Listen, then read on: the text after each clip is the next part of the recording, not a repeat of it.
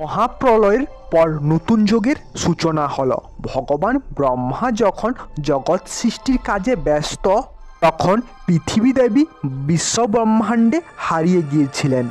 তখন ব্রহ্মা তার শক্তির সাহায্যে মনু ও সত্যরূপার জন্ম দিলেন।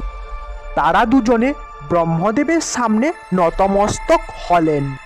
দয়া করে বলুন পিতাশ্রী, আপনার কেমন সেবা করতে পারি আমরা?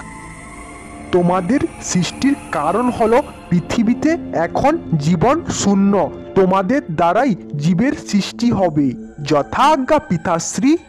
কিন্তু পিতাশ্রী, পৃথিবী দেবী তো মহাপ্রলয়ের পর থেকে কোথায় হারিয়ে গিয়েছেন, তবে উপায় কি? তুমি যথার্থই বলেছ। পৃথিবীকে যদি খুঁজে না পাওয়া যায়, তবে তোমরা পৃথিবীতে কিভাবে জীবের সৃষ্টি করবে?